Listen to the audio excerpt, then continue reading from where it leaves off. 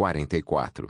Reliazwit capítulo 259. Autor: Ermo. Esse capítulo veio de centralnovel.com. Não se esqueça de conferir o site. A quarta bruxa a realizar o teste foi Sylvie. Roland estava um pouco desconfortável diante dela, não porque Rouxinol mencionou que ela tivesse mentido, pois desde cedo ele estava acostumado com os piores tipos de bajuladores e boatos exagerados. Além disso, em sua vida passada, ele também tivera poucos amigos verdadeiros, e sabia muito bem o quanto as pessoas mentiriam para subir na vida. O problema é que ele não tinha nada a esconder diante de Sylvie.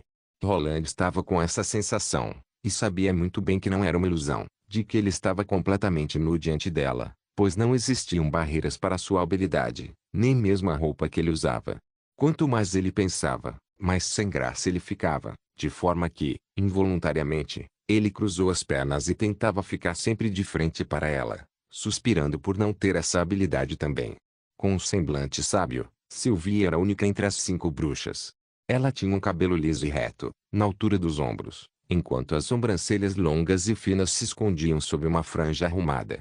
Seus olhos de cor âmbar eram bastante límpidos, sem qualquer profundidade, como um espelho refletindo as luzes.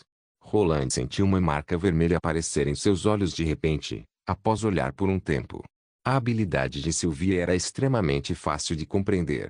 Ela podia ver tudo ao seu redor sem qualquer ponto cego e em todas as direções, bem como atravessar quaisquer obstáculos.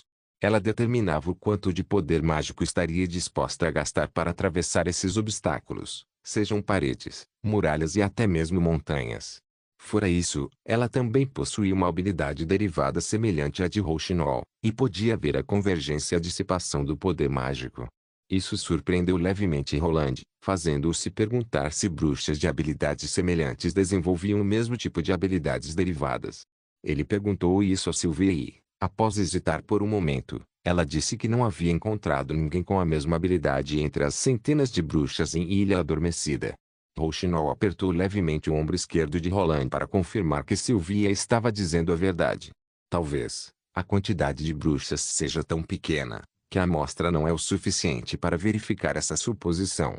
Roland pensou. A última que realizou o teste foi Lumen. Ela também se tornou uma adulta durante os meses dos demônios no ano passado, assim como Ana e Mel.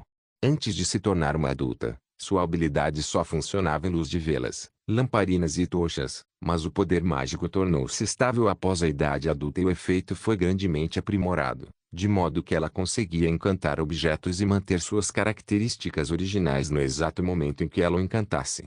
Por exemplo, mesmo neste calor escaldante, ela poderia encantar um cubo de gelo e este não derreteria, emitindo até mesmo seu ar frio característico. Em uma primeira análise, Roland achou essa habilidade simplesmente incrível, pois ele podia utilizá-la em diversas aplicações que métodos convencionais dessa era não eram capazes. No entanto, após realizar os testes, ele percebeu que a habilidade dela não era tão boa quanto ele havia imaginado. Primeiro, sua habilidade pertencia à categoria vínculo e ela precisava tocar no objeto para encantá-lo. Isso limitava bastante sua habilidade, pois seria difícil para ela tocar em um objeto a alta temperatura para conservá-lo. Assim, o desejo de Roland de obter um pouco de aço permanentemente fundido para fornecer calor ilimitado ao alto forno havia se desfeito, pois ela não seria capaz de tocá-lo a uma temperatura de quase 1000 graus. Mesmo assim, conforme os testes continuaram, Roland notou que Lumen poderia encantar um objeto que estivesse conectado em outro. Por exemplo, ao segurar um fio conectado a um cubo de gelo, ela poderia encantar o cubo de gelo, passando seu poder mágico pelo fio. Entretanto, outro problema surgiu. Considerando o estado físico atual do objeto, seja sua temperatura ou forma, quanto mais diferente desse estado ele estiver, mais poder mágico ela precisará gastar para conservá-lo e menos tempo seu efeito irá durar. Roland usou um cubo de gelo grande para verificar esse ponto. Inicialmente, ele o dividiu em 2 partes iguais e colocou a primeira metade no chão quente e a segunda dentro de uma bacia cheia de água. A metade sob o sol escaldante persistiu por 1 hora e logo começou o processo natural de derretimento. Já a metade na bacia d'água continuava intacta, mantendo sua temperatura inicial e até mesmo esfriado a água da bacia. Ou seja, se o vínculo de Lumen fosse aplicado em uma barra de metal fundida, seu efeito seria ainda menor. Finalmente, o volume do objeto também era um fator limitante de sua habilidade, assim como Beija-Flor e Luna. Quanto maior fosse o objeto, mais poder mágico ela gastaria. De acordo com a observação de Rouxinol, o seu poder mágico situava-se entre os níveis médio e inferior, que se assemelhava a uma névoa dourada e se transformava em um forte ciclone. Roland observou que quanto mais intensos forem os fatores externos para alterar o estado do objeto sob o efeito mágico de Lumen, mais rápido seu vínculo dissiparia. No entanto, entre as 5 recém-chegadas, essa garota aparentemente introvertida era a bruxa mais importante para Roland no momento. O estado da consolidação e conservação de objetos era completamente inestimável no campo da produção industrial, e a chave estava exatamente no estado físico atual. O metal seria desgastado e sua estrutura seria deformada pelo efeito de aquecimento, resfriamento, fricção, estiramento e outros fatores. Com ela, Roland não precisaria mais se preocupar com a broca quente de uma furadeira causada pela fricção, ou de uma engrenagem seriamente desgastada pelo uso contínuo. Se as partes fundamentais de uma máquina pudessem ser mantidas em suas condições naturais durante o processo, isso significava que ela poderia manter a máxima eficiência e a mais alta precisão de operação. Em outras palavras, Lumen poderia efetivamente melhorar a resistência mecânica dos metais inferiores. Voltando ao escritório do castelo, Roland verificou todas as habilidades e testes registrados novamente e começou a planejar seu conteúdo de trabalho futuro. Como foi? Rouxinol pôs a cabeça para fora de sua névoa e perguntou: qual é a sua bruxa favorita entre as 5? Todas elas são excelentes. Roland respondeu casualmente. O quê? Você gostou de todas elas? Roland olhou para Rouxinol, e ela mostrou a língua e se afastou enquanto mastigava um pedaço de peixe seco. Aparentemente, as bruxas mais úteis eram Lotus e Lumen no momento. Com sua capacidade de moldar terrenos, Lotus poderia facilmente construir uma muralha nova, longe da muralha da vila feita de alvenaria. A muralha atual foi construída com cimento e de forma rápida para ser uma passagem segura entre a mina da encosta norte e o Rio Vermelho. Além disso, ela foi feita às pressas para que fosse concluída antes dos meses dos demônios. O problema era que a muralha limitava, até certo ponto, o desenvolvimento da vila para o oeste. Conforme o planejamento de Roland, não levaria muito tempo para que eles desenvolvessem a agricultura e abrissem mais campos na Floresta das Brumas, em conjunto com o aumento da população. A nova muralha se estenderia até a borda da floresta, de forma que praticamente dobraria a área da vila. Quanto à linha de defesa, poderia ser resolvida por meio da expansão das tropas e guiando as bestas demoníacas para atacar em áreas predeterminadas.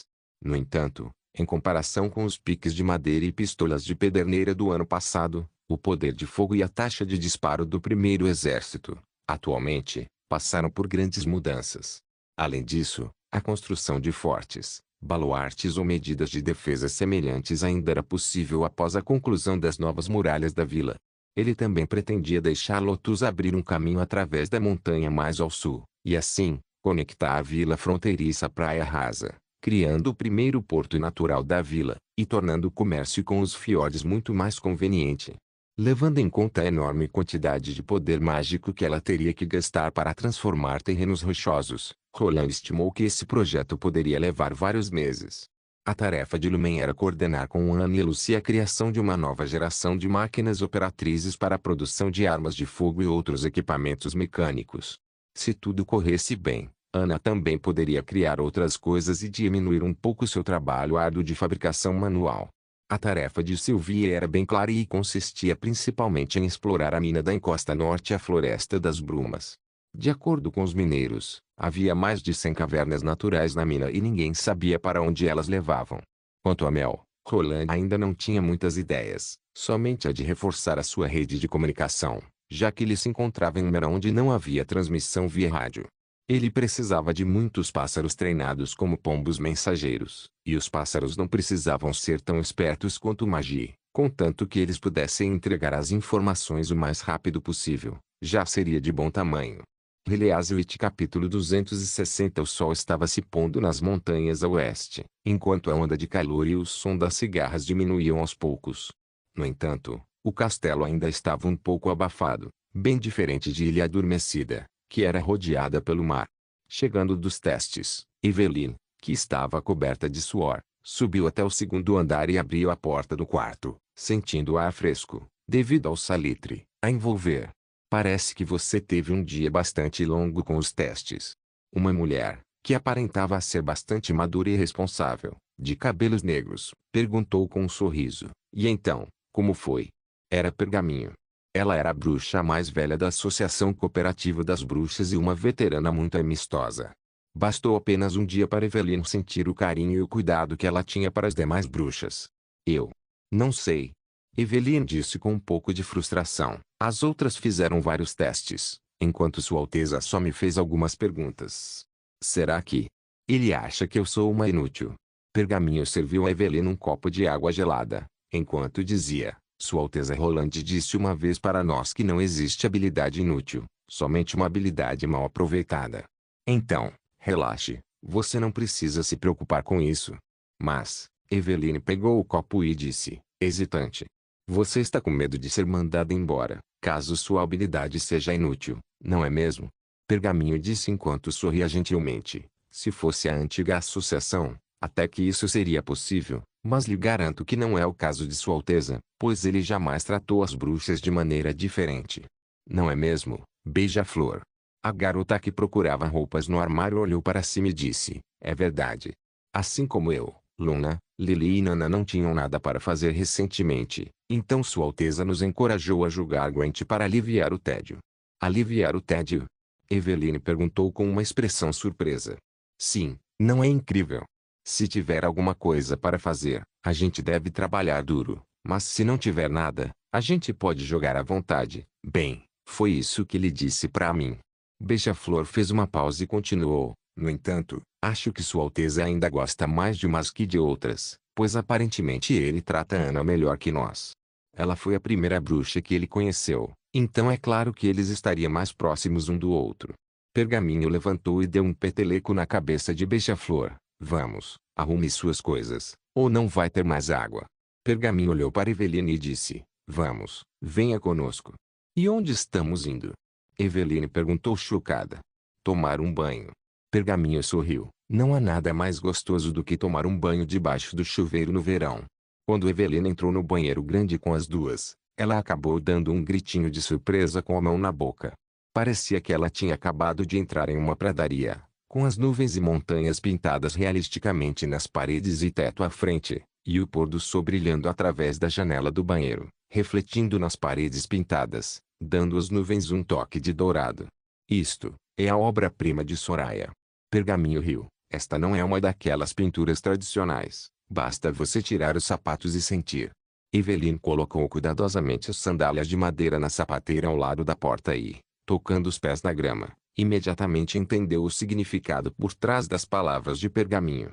A delicada sensação sob seus pés era como uma grama densa com a ponta cheia de gotículas de água, como se tivesse acabado de chover muito. Pergaminho tirou a roupa e desamarrou seu rabo de cavalo, deixando seus lindos cabelos pretos caírem sob seus ombros.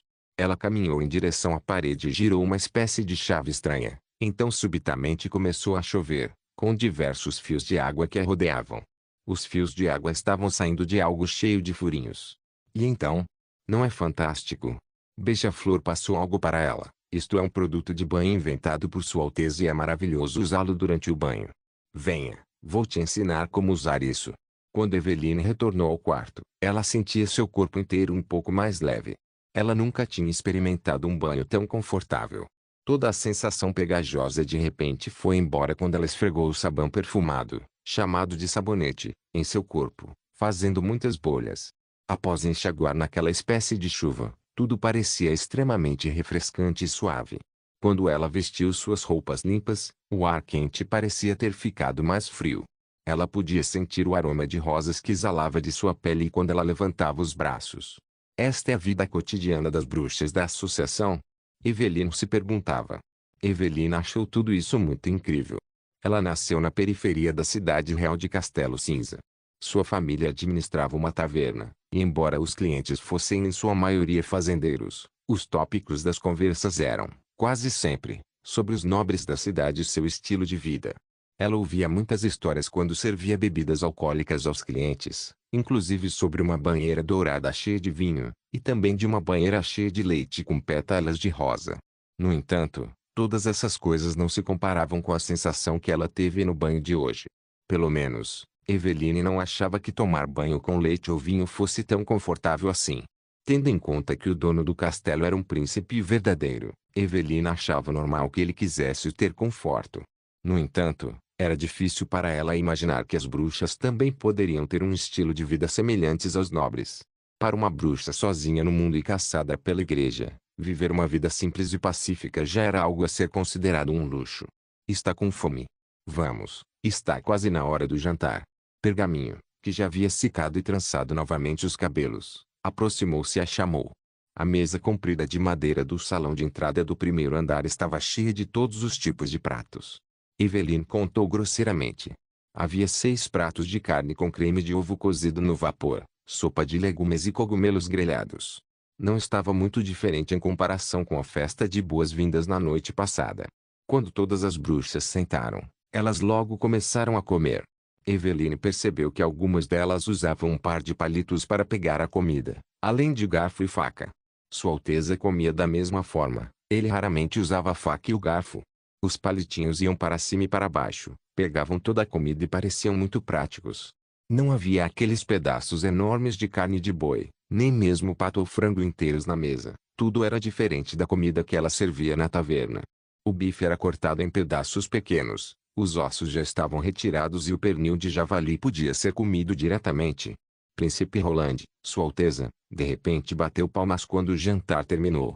Eu desenvolvi recentemente 2 coisas novas que pretendo vender futuramente, e acredito que serão bastante populares. Eu gostaria que vocês experimentassem, depois me dissessem o que acharam. E o que são? É de comer? Oh, eu quero experimentar. Eu também, Pru. As bruxas da Associação Cooperativas das Bruxas ficaram bastante animadas. Eveline olhou para Pergaminho sem saber o que pensar, então Pergaminho sorriu e começou a explicar baixinho para ela. Sua Alteza muitas vezes inventa algumas coisas novas, como o sabonete que você usou agora, perfumes, pauzinhos, sorvete e outras coisas. Antes de colocar para vender oficialmente, ele sempre pede para nós experimentarmos antes. Cof, cof. O príncipe Roland limpou a garganta e disse, a primeira coisa é o licor branco. Ele tem um sabor mais adocicado e rico que o da cerveja e do vinho, mas também é muito mais forte. Portanto, as bruxas menores de idade não podem beber. Vossa Alteza, isso é preconceito. Raio gritou, eu posso beber mais do que os marinheiros adultos, e mesmo. Ainda assim você não pode beber. Ah, Raio fez um beicinho. Roland continuou provocando, fazendo com que os atendentes servissem o licor branco para as bruxas adultas. Havia também 3 taças na frente de Eveline. O licor em cada uma das taças era diferente. Uma delas parecia água, transparente e incolor, enquanto outra parecia ser leite, e a última era de uma cor laranja, translúcida e brilhante. Sob a bruxuleante luz de velas, ela percebeu que o líquido na última taça ainda possuía algumas coisinhas flutuando, como se fossem pequenos pedacinhos de frutas, indicando que não havia sido filtrado. Aqui você tem o licor branco com suco de maçã, licor branco com a leite e licor branco puro. Roland disse a Eveline sorrindo, se você quiser, pode colocar alguns cubos de gelo. Quanto mais gelo tiver, mais suave será o sabor. Ouvi dizer que você costumava ficar em uma taverna na cidade real de Castelo Cinza, e que sua habilidade é a de produzir diferentes tipos de bebidas alcoólicas. Por isso, gostaria de saber a sua opinião sobre esses novos licores. O coração de Eveline não pôde deixar de palpitar. Ela pegou a taça com o licor laranja e tomou um gole. Assim como Sua Alteza disse, o sabor do licor era mais forte que o da cerveja, e até mesmo esquentava a garganta. Ela podia sentir um toque amargo na ponta da língua, mas o sabor da maçã havia diluído seu impacto e, finalmente, o sabor suave e intrínseco da bebida percorreu sua boca. Foi a primeira vez que ela provou uma bebida alcoólica tão boa. O licor branco com a leite foi mais suave que o anterior, e o gosto amargo quase não podia ser sentido. Eveline conseguiu sentir o sabor do que parecia ser um pouco de mel ou açúcar, além do leite, e a mistura de tais sabores junto com o licor, criou algo totalmente novo para seu paladar. Eveline estava cheia de expectativas quando pegou a última taça. Ela tomou um pequeno gole e a sensação de queimação de repente passou pela sua língua até sua garganta. Era exatamente como ela esperava, não havia outro sabor, somente o sabor amargo da bebida. Após a sensação de ardência passar, ela sentiu um leve toque doce no meio do gosto amargo. Todos os licores. Tem um gosto inesquecível. Evelyn colocou a última taça na mesa e respirou fundo. Vossa Alteza, algumas pessoas podem não gostar deste último devido ao gosto forte, mas acredito que as pessoas, as que realmente gostam de beber, não irão conseguir resistir. É mesmo.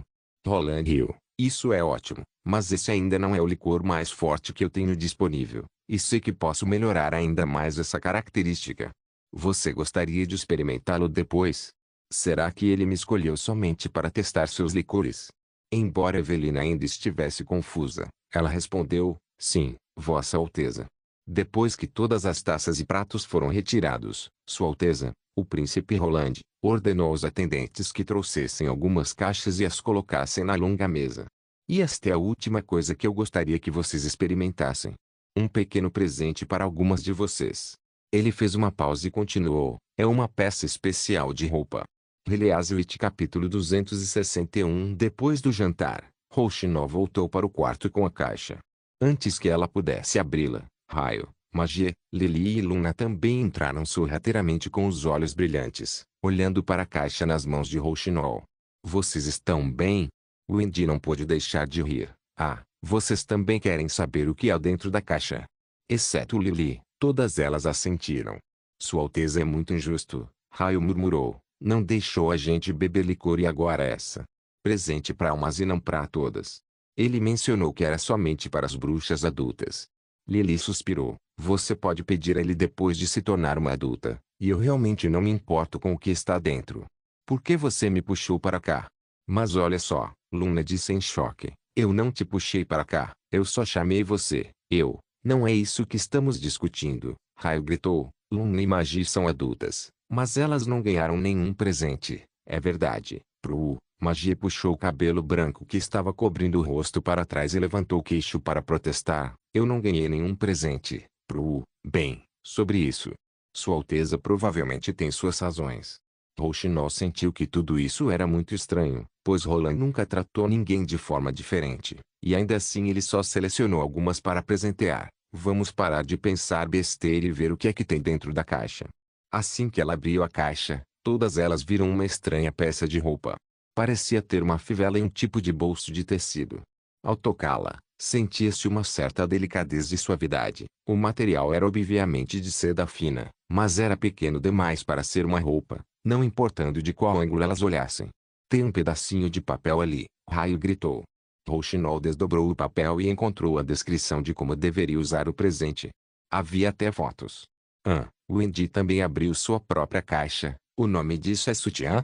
Ele pode aliviar o peso dos seios, melhorar a circulação sanguínea, deixar a postura reta e reduzir o desconforto causado pelo atrito. Rouxinol leu a descrição enquanto sua voz ficava baixinha, e suas bochechas ficavam coradas.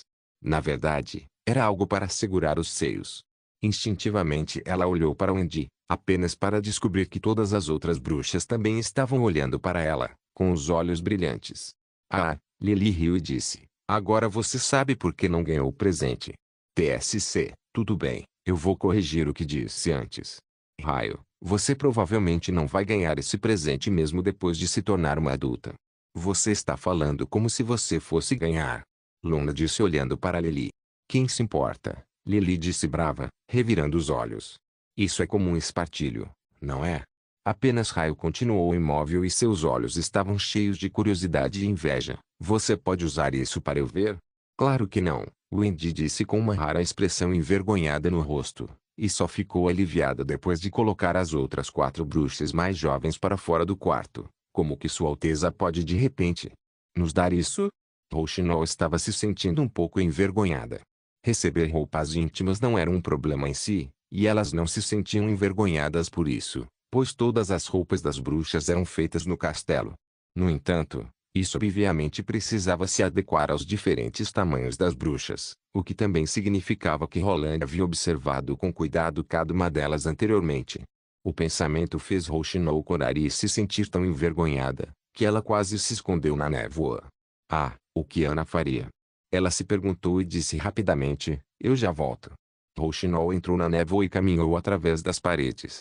Ela hesitou por algum momento assim que chegou à porta do quarto de Ana, mas, no final, ainda decidiu bater. Logo, A porta foi aberta e Ana estava vestindo a camisola, como de costume. Algum problema? Hã?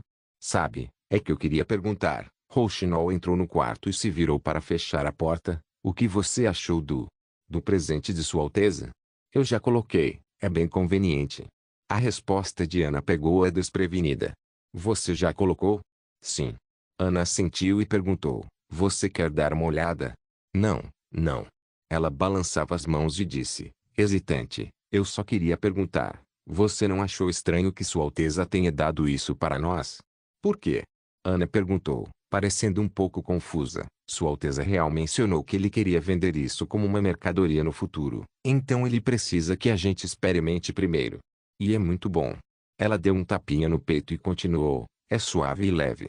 O ganchinho atrás não é muito fácil de abrir, mas é melhor do que usar uma camada extra de roupas. Entendi. Rouxinol ficou admirada. Ao invés de se preocupar com coisas triviais, Ana prefere dar mais importância ao objetivo principal de Sua Alteza. Talvez seja isso que a faça ser tão diferente, pois ela é simples e direta. Quanto ao presente de Roland, Rouxinol sabia que ela iria experimentar uma hora ou outra. Então por que eu preciso ficar com vergonha? É a mesma coisa quando eu fiquei com vergonha e não queria que ele me visse. Eu deveria ter dito a ele sobre meus sentimentos logo, pois se fosse com Ana, ela iria dizer para ele diretamente e sem rodeios, não é? Pensando nisso, Rouxinol retornou ao seu quarto. Ela pegou um sutiã e ficou olhando para ele por um bom tempo. Ela se escondeu dentro da névoa, vestiu o sutiã e colocou um casaco para só então reaparecer na frente de Wendy. É um pouco grande. Ela tentou pular, mas é muito confortável de usar. Pelo menos a roupa áspera não fica esfregando nele, deixando a gente toda dolorida. Também não afeta a mobilidade e é muito conveniente, nem precisa de uma faixa de pano para prendê-los. Acho que você deveria experimentar também. Não, eu não quero, Wendy balançou a cabeça. Como não? Rouxinol riu e puxou Wendy para a névoa. Eu ainda sinto que Sua Alteza projetou isso para você. Sylvie, que estava no quarto junto com Rouxinol e Wendy, sentiu que tudo que ela havia visto hoje eram as coisas mais maravilhosas e incríveis que ela já tivera visto. A água que fluía do cano de água assim que ela mexesse naquele mecanismo estranho, um sabão que exalava uma fragrância delicada e o licor branco que ardia na garganta. Como Evelyn conseguiu beber todas aquelas taças com aquele licor forte de Sua Alteza? Ela pensava. O momento mais incrível, é claro, foi o da distribuição dessas peças de roupa depois do jantar. Ela sabia que havia um certo costume de presentear espartilhos entre os nobres, mas eles sempre estariam acompanhados com vestidos para a cintura fina. Não era muito comum dar simplesmente o espartilho. Mas isso não era o pior. Um nobre normalmente presentearia algo assim para pessoas próximas, como por exemplo, seus amores. No entanto, parecia que Sua Alteza queria que as bruxas usassem essas peças de roupa primeiro, para só depois popularizá-las amplamente dentro do domínio da região oeste. Sylvie não pôde deixar de tremer. Que nobre negociaria isso pessoalmente? Ou será que ele tem um interesse diferente? Por seios? Ela pensou. Rouxinol puxou Indy para dentro da névoa, então Sylvie só conseguia ver vagamente duas sombras borradas flutuando ao redor. Elas ficaram lá por bastante tempo. Obviamente, o Indy não havia aceitado muito bem esse tipo de presente. Mas e as outras bruxas? Será que elas não sabem o significado por trás desses presentes? Sylvie não pôde deixar de engolir em seco depois de lembrar do aviso de cinzas. Ela estava certa. Sua Alteza é uma pessoa perigosa, e o melhor que posso fazer é ficar o mais longe possível dele. Ela pensou. Release capítulo 262 Roland oficializou o projeto de construção da ponte de aço uma semana depois da chegada das bruxas de Ilha Adormecida. O senhor quer que eu levante 2 pilares de terra no meio do rio para que eles sustentem a ponte? Olhando para o rio, Lotus perguntou, não me diga que o senhor planeja construir uma ponte de verdade ao invés de uma flutuante. Bem, Roland dobrou o papel em sua mão e disse, considerando a força do rio, os pilares de terra precisam ter um certo volume, e para diminuir o impacto, a seção dela precisa ser assim. Parece com um barco. Lotus disse enquanto olhava para o desenho. Sim, para ser mais exato, esse formato a gente chama de fusiforme. Se a seção tiver este formato, a parte fina do pilar agirá como um cortador de corrente do rio, diminuindo a sua força. Claro, Para fazer isso teríamos que colocar a ponta paralela à corrente. O problema é que o Rio Vermelho tem quase 10 metros de profundidade. Será que você consegue elevar a terra do fundo do rio? Não é difícil fazer isso, Vossa Alteza. Lotus respondeu, apenas deixe comigo. Para navegar de forma segura, o navio responsável por transportar as bruxas era Vilazinha, e aquele grande casco de cimento navegava suavemente no rio. O timoneiro ainda era Raio e o vento era fornecido por Wendy. No entanto, Wendy estava evitando olhar nos olhos de Roland durante todo esse tempo. Somente hoje que Roland conseguiu ver Wendy andar de cabeça erguida, como de costume. Ele até ouviu um sussurro suave de Wendy dizendo obrigada, quando ela passou por ele ao embarcarem no navio. Ah, esse obrigado é graças a mim, viu? Já dentro do navio, Rouxinol sussurrou da névoa no ouvido de Roland. Vilazinha logo deixou a doca, indo em direção ao centro do rio. Carter já havia atravessado uma corda grossa por cima do rio, passando de um lado para outro da margem, com 2 laços vermelhos amarrados em pontos específicos da corda, para Lotus saber exatamente o local onde deveria elevar os 2 pilares de terra com seção fusiforme. Quando o navio de concreto atingiu o primeiro ponto, Lotus ficou na beira do barco e começou a invocar seu poder. A superfície do rio de repente parecia estar fervendo e começou a subir, formando uma pequena colina. O cascalho, as raízes e o lodo apareceram na água corrente e a água ficou turva. Então é assim que funciona. Roland pensou. A habilidade de Lotus não servia apenas para terrenos secos e rochosos, mas também para os bem encharcados. Além disso, parecia que era muito mais fácil manipular o solo do rio em comparação com o cascalho solto. Embora a correnteza estivesse erodindo o solo erguido, o leito do rio já havia aumentado um pouco. Depois de muito tempo, um monte de terra cinza esverdeado apareceu na superfície da água, parecendo ter uma textura mole, além de exalar um cheiro horrível, fazendo com que as pessoas ao redor tampassem seus narizes. No entanto, aos olhos de Roland, toda essa terra era um excelente fertilizante. Por centenas de anos, os restos de peixes, plantas aquáticas e outras criaturas aquáticas, bem como as fezes do povo da vila acumularam no solo do rio. Se não fosse pela viabilidade de transporte, ele preferiria usar essa terra para fertilizar o solo. Infelizmente, sem a ajuda de uma bruxa, todo o trabalho de remoção teria que ser manual, precisando de muitas pessoas para mergulharem ao fundo do rio e coletarem a terra pouco a pouco. Tudo isso era devido ao baixo nível tecnológico desta era. Depois que a água da correnteza limpou a camada de excrementos, Roland pôde ver vagamente uma imagem turva da terra amarronzada no fundo do rio já solidificada com o formato de seção que ele projetou. Os processos posteriores consistiam em aglomerar mais camadas de terra em cima da parte já feita do pilar e solidificá-las novamente até o pilar atingir a altura desejada, repetindo o processo para a construção do segundo pilar. Roland esperava que o processo durasse pelo menos uma semana. Mesmo que o pilar de terra fosse erguido e ficasse acima do nível do rio, isso não significava que ele já poderia ser usado. Como eram feitos de terra, os pilares seriam desgastados constantemente, e sem uma proteção adicional, mesmo se os pilares fossem desenvolvidos com uma seção fusiforme, quiçá durariam 10 anos. Roland convocou Carvambate, pegou um pedaço de carvão e começou a desenhar e a falar sobre o próximo passo de como consolidar a superfície do solo. O senhor quer que a gente cave um buraco na parte de cima do pilar e despeje cimento dentro? O ministro da construção perguntou, enquanto olhava os desenhos. Ele é de fato um excelente membro da guilda dos pedreiros da cidade real de Castelo Cinza. Roland pensou com satisfação, pois Carlo compreendeu suas palavras e intenções apenas com uma simples explicação. Sim, os buracos devem ser cavados em forma de chapas grossas pelo topo do pilar, compondo o mesmo formato fusiforme com uma profundidade controlada em cerca de 1 metro. Em seguida você vai encher esses buracos com cimento, e depois que a chapa solidificar, Lotus fará com que essa chapa desça e chegue ao fundo do rio. Então vocês repetirão esse processo, criando uma base resistente por dentro da estrutura, semelhante ao vergalhão de uma casa de alvenaria. Assim, nós teremos um terreno endurecido no início, uma parede grossa de cimento depois, e dentro dessa parede, o restante do terreno endurecido de Lotus. Vocês devem estar se perguntando por que não fazer uma estrutura só de cimento no meio, não é?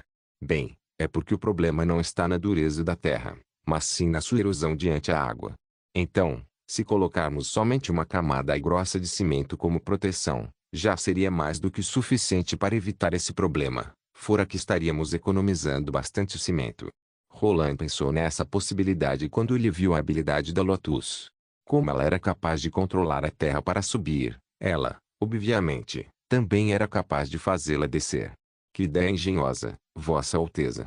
Carl disse. Assim, mesmo que a correnteza deteriore a parte externa feita de terra, não haverá problema algum, pois a parte interna ainda terá a proteção da chapa de cimento, bloqueando a força da correnteza. Roland sentiu. A parte mais importante é sabermos o quanto de fundação precisaremos e da altura total. Se a fundação for muito pequena, então a estrutura se tornará instável e se for grande demais, iremos desperdiçar muito cimento. Deixarei este projeto sob sua responsabilidade, Carlo. Sim, Vossa Alteza. Carlo respondeu, contando com a parte submersa no rio e a parte que está acima da superfície. A altura total deve estar em torno de 12 metros. Além disso, depois de finalizar esse processo de chapas, não cimente o topo do pilar, pois quero colocar algumas plantas e flores no terreno endurecido que estará dentro da parede de cimento. Príncipe Roland ordenou. Plantas e flores. Carlo ficou chocado. Afinal de contas, esses pilares não eram a prova de infiltração e sempre que precisasse de reparos, haveria muitos problemas indesejados.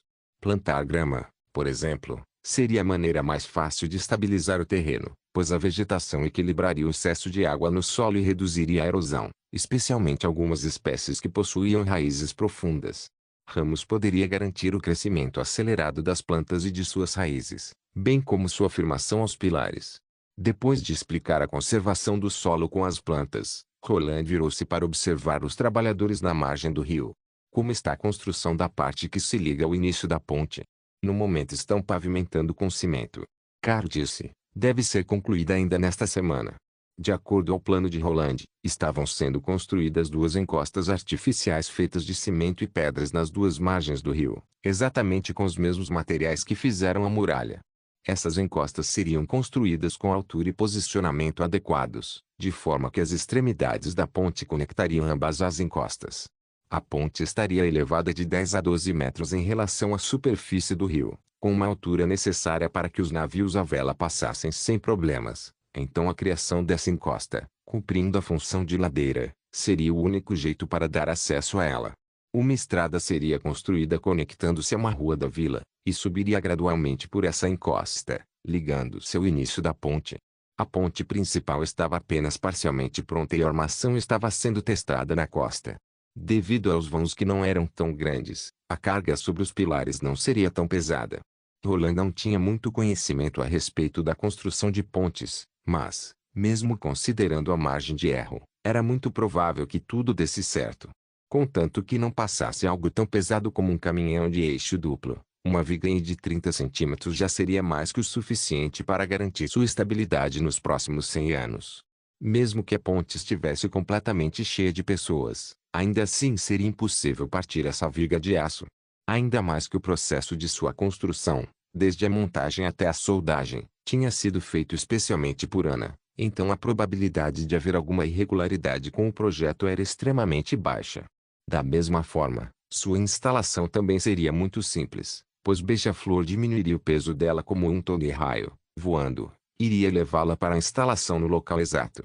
Assim, os três segmentos, base-pilar, pilar-pilar e pilar-base da ponte pré-fabricados seriam instalados com facilidade. Os lados norte e sul seriam conectados como um todo, e a ponte de aço no Rio Vermelho poderia ser usada por duas carruagens de 4 rodas para cruzar de um lado para o outro. Mesmo os melhores pedreiros dificilmente poderiam chegar a uma ponte tão magnífica. Carlos suspirou, olhando para o amplo lago cintilante. Vossa Alteza, como será o nome desta ponte de aço? Roland contemplou por um momento e disse, vamos chamar de Ponte do Rio Vermelho. Eliaswit capítulo 263 Sirius Dali estava andando com um chapéu de palha sob o sol escaldante na margem do rio para verificar o crescimento do trigo. Depois de quase 4 meses de plantio, o trigo estava praticamente pronto para ser colhido. O campo de trigo parecia um oceano dourado à primeira vista. As espigas estavam grossas e viçosas.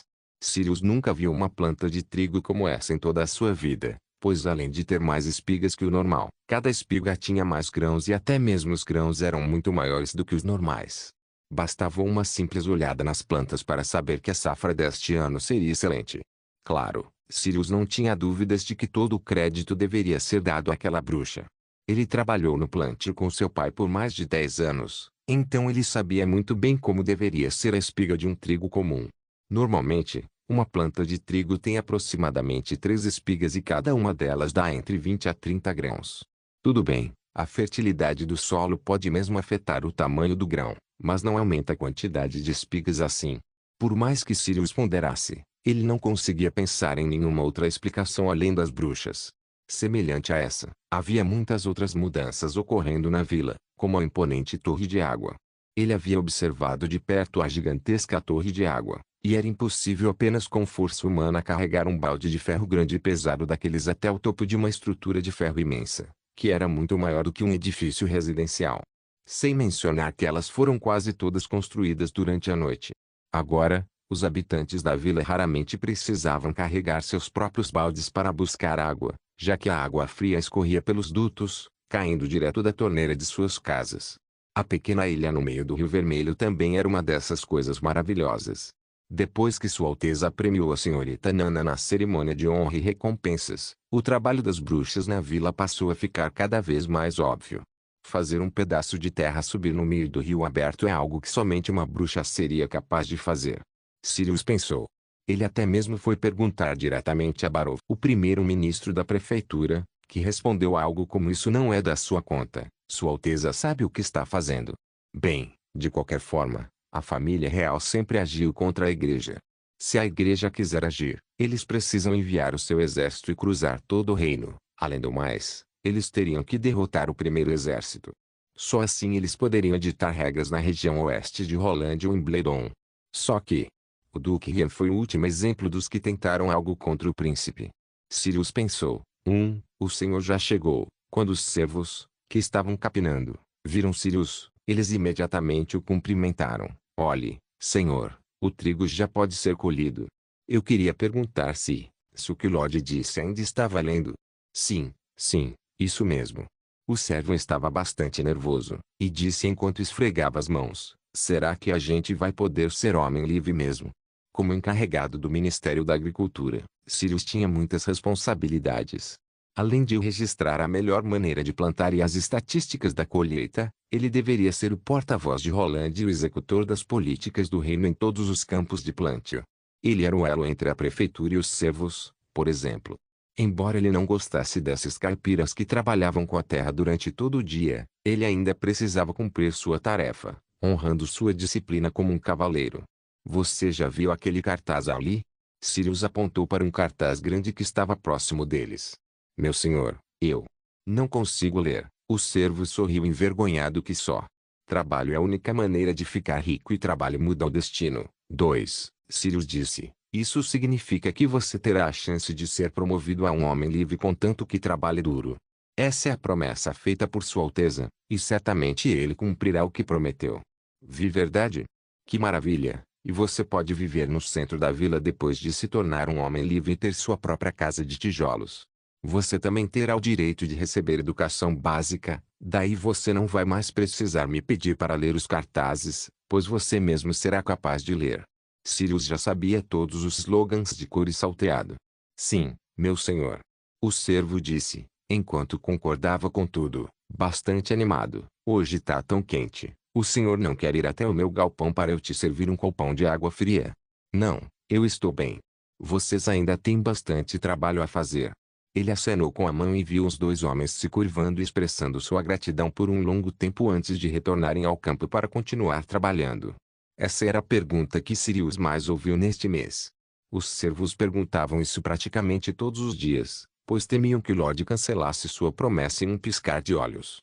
Sirius deu somente alguns passos, quando algumas pessoas os cercaram novamente e perguntaram: Olá, Sr. Sirius, nós realmente só precisamos entregar 70% da safra depois de secar o trigo colhido. Sirius suspirou. Essa era a segunda pergunta que ele mais ouvia. Sim, é isso mesmo. Só que os 70% é somente no primeiro ano. A cada ano essa porcentagem diminui. Depois de se tornarem homens livres, vocês só precisarão entregar 20%.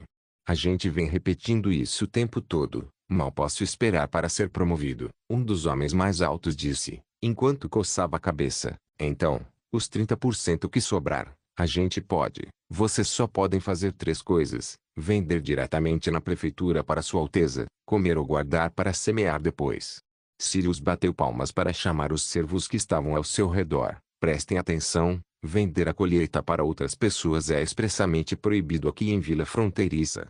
Não importa se você vender para um parente, um amigo seu ou para um comerciante de fora, isso será considerado uma violação da lei. Se algum de vocês fizer isso, toda a sua renda será confiscada e ainda poderá ser preso. E se o Lorde comprar por um preço muito baixo? O que eu faço? O homem alto murmurou. Mas é claro que isso não vai acontecer. Sua Alteza vai comprar todos os grãos por um preço fixo de mercado. Não haverá mudança significativa, seja uma colheita ruim ou uma colheita boa. Então não importa se você colher muito ou pouco, toda a sua colheita será comprada pelo príncipe sem nenhuma desvalorização. Sirius já estava ficando bravo por ter que explicar tudo de novo. Todo santo dia, há apenas um lugar para vender comida em toda a vila fronteiriça, o mercado de conveniências, que é administrado pela prefeitura. Então, o preço é, não se preocupem, Sua Alteza irá anunciar pessoalmente o preço para vocês antes de comprar. Olhando para os servos que estavam voltando ao trabalho, Sirius lambeu os lábios secos e continuou a verificar as colheitas. Ele não tinha certeza de quantos deles, entre esse grupo de servos, lembrariam do que ele acabara de dizer, mas Lord Barov expressara claramente a forte vontade de Sua Alteza de punir severamente os contrabandistas de alimentos. Enquanto estava lembrando das admoestações de Barov, um jovem servo deixou a multidão e correu até Sirius. Meu senhor, o jovem disse ofegante, eu gostaria de perguntar uma coisa para o senhor. Diga. O senhor sabe onde a senhorita Maia e a senhora Irene foram? O jovem perguntou, um pouco hesitante. Faz tempo que a gente não tem nenhum teatro na praça então. Eu pensei que o senhor poderia saber onde elas estavam. Será que ficaram doentes? Mas que pergunta interessante. Sirius pensou enquanto sorria. Se eu não trabalhasse na prefeitura, dificilmente eu saberia responder isso. Elas foram até Forte Cancioneiro. Ah, não. O jovem ficou desapontado. Será que elas foram embora da vila de vez? Não. Elas só vão fazer uma apresentação lá no Teatro do Forte. Sirius deu de ombros. Além disso, com este tempo tão quente, você ia gostar de vê-las suando lá na praça. Não se preocupe. No outono elas vão voltar com outras apresentações. Ah, entendi. Que bom. Obrigado, meu senhor.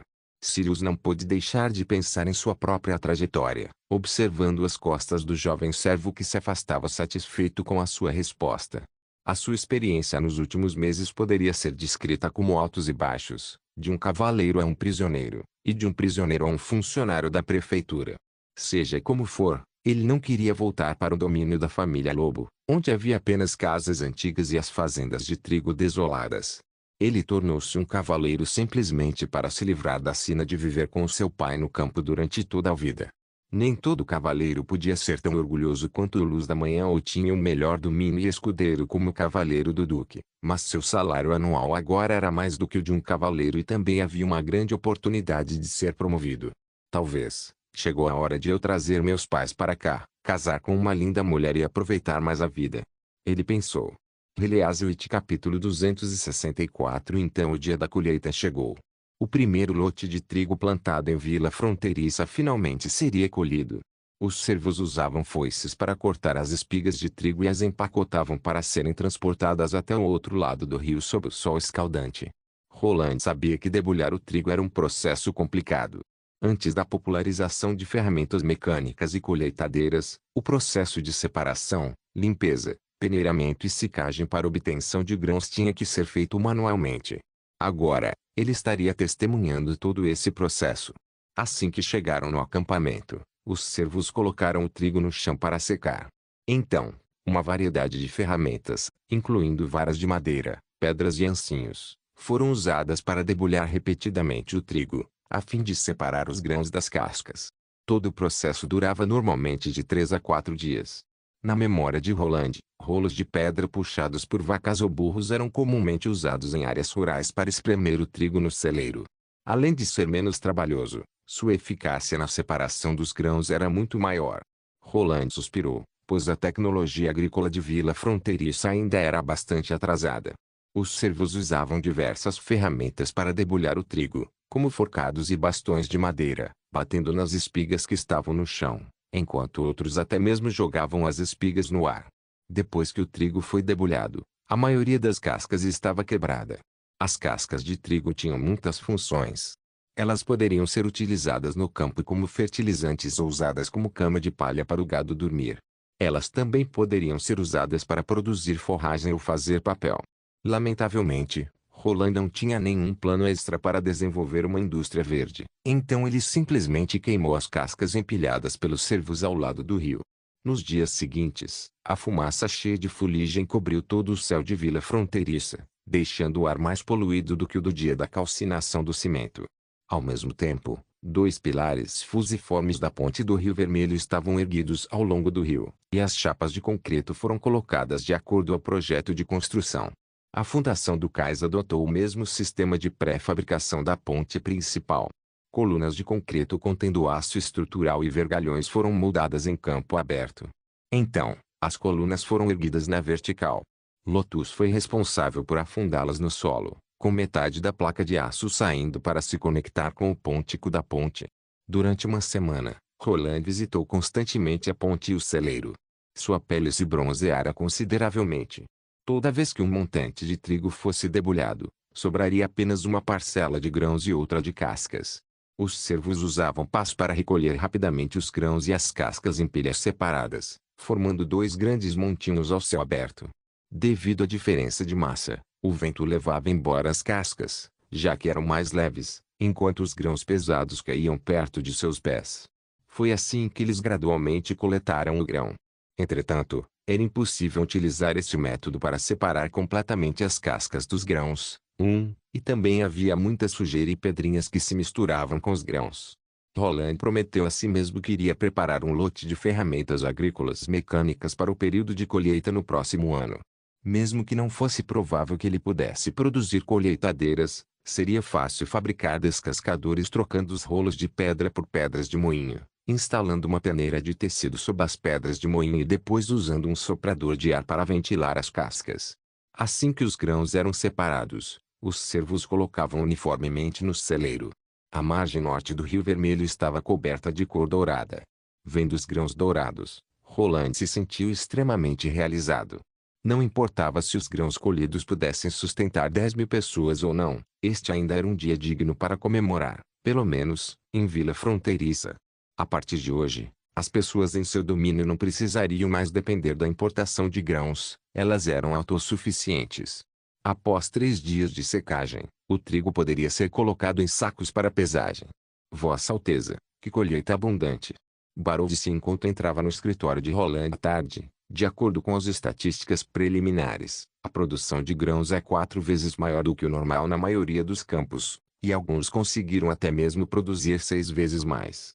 É o suficiente para alimentar todos os habitantes da vila. E mesmo. Então parece que o celeiro recém-construído no distrito do castelo está sendo bastante útil. Roland disse enquanto sorria satisfeito. O senhor sabe o que isso significa? O primeiro-ministro da prefeitura estava muito mais animado do que Roland. Com apenas um aumento de 2.000 servos, poderíamos atender às demandas de consumo de grãos de 50, não, de até 60.000 pessoas. Isso é inimaginável. É absolutamente provável que Vila Fronteiriça possa crescer e se tornar a maior cidade do reino de Castelo Cinza. Não, ele fez uma pausa e acrescentou, ela se tornará a maior cidade do continente. A capacidade de produção de alimentos era um fator importante no aumento da população. Por exemplo, na cidade real de Castelo Cinza existiam dezenas de aldeias próximas, cada um com aproximadamente 2.000 pessoas, que eram responsáveis pela produção de grãos. Nesta era, uma cidade grande não era capaz de produzir seu próprio alimento, sempre dependendo das aldeias, de modo que metade da população das aldeias deveria ser de agricultores, no mínimo. Caso não houvesse essa quantidade de agricultores, a produção de grãos não seria suficiente para manter uma cidade oficial do reino. Essa também era a limitação invisível da produtividade no campo. Roland acreditava que ainda era difícil para Barrow imaginar que apenas algumas dezenas de pessoas pudessem produzir grãos suficiente para alimentar dezenas de milhares. E mesmo sem colheitadeiras e ferramentas mecânicas, Vila Fronteiriça conseguiu atingir uma produção tão abundante.